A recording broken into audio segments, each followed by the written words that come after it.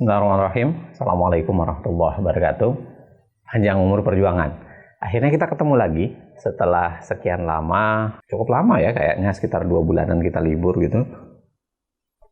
Tentu karena ada banyak kegiatan, tentu kan ada banyak kerja-kerja yang harus diselesaikan. Tapi pada saat yang sama, karena kita lama tidak ketemu, saya kira ada banyak sekali isu yang makin menumpuk gitu. Kali ini saya mau bicara soal Undang-Undang KUHP. Kita ketahui bahwa hampir sebulan yang lalu, di akhir bulan Desember, sudah disetujui antara pemerintah dan DPR, dan akhirnya awal Januari kemarin kita mendapatkan Undang-Undang 1 tahun 2023. Undang-Undang 1 itu adalah Undang-Undang KUHP. Nah, saya kira kita harus berangkat dari asumsi yang sama dulu. Asumsi saya mengatakan bahwa, atau tesis saya mengatakan bahwa tidak keseluruhan Undang-Undang KUHP ini buruk. Ya, memang ada beberapa hal yang menarik. Buku 1, buku 2, di buku 1-nya ada beberapa hal yang menurut saya cukup menarik. Tapi pada saat yang sama, kita tidak bisa mengatakan juga bahwa keseluruhan Undang-Undang KUHP ini sudah baik, dan akhirnya KUHP ini sudah baik dan sempurna gitu. Saya kira ada banyak sekali sebenarnya catatan yang bisa juga kita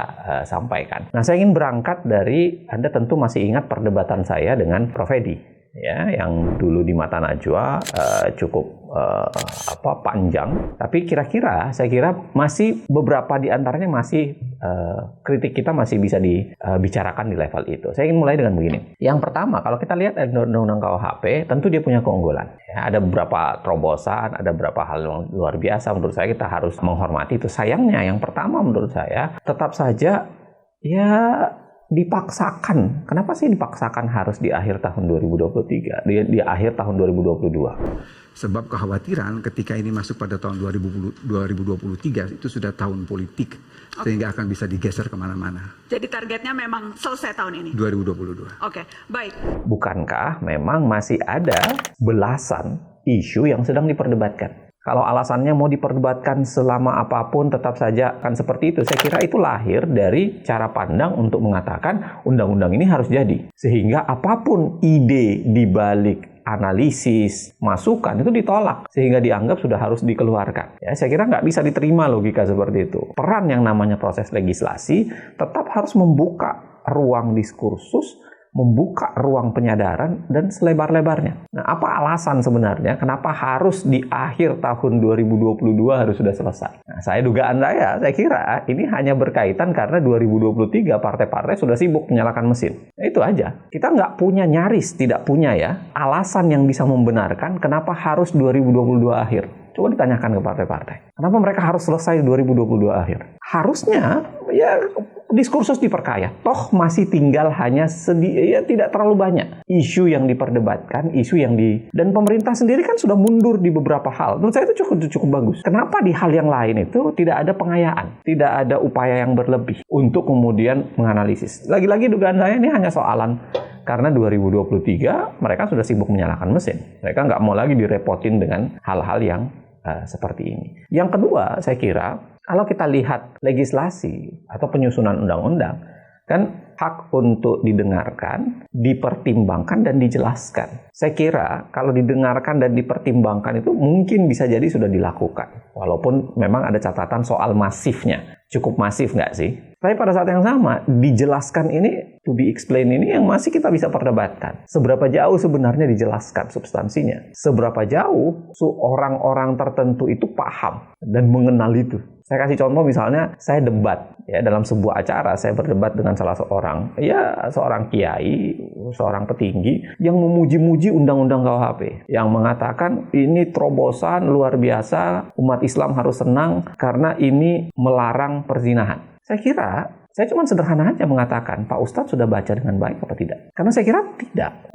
Nyaris tidak banyak yang berubah dari aturan soal perzinahan di konsep yang lama. Kecuali kemudian dilengkapi tata cara pelaporannya. Karena dulu pelaporannya semua orang bisa melaporkan, sekarang kan sudah dibuat klasifikasi. Bahwa yang melaporkan itu kalau misalnya dia belum punya orang tua, ya maka yang melaporkan itu ya pihak keluarga, istri, pasangan gitu. Tapi kalau misalnya dia punya orang tua, bisa orang tua juga. Tetapi sebenarnya nggak menyelesaikan. Karena saya sederhana aja bertanya. Kalau misalnya Anda lajang, tidak punya istri, orang tua misalnya sudah meninggal, yatim piatu, berarti siapa yang akan laporkan? Sesederhana itu untuk membayangkan bahwa masih ada perdebatan.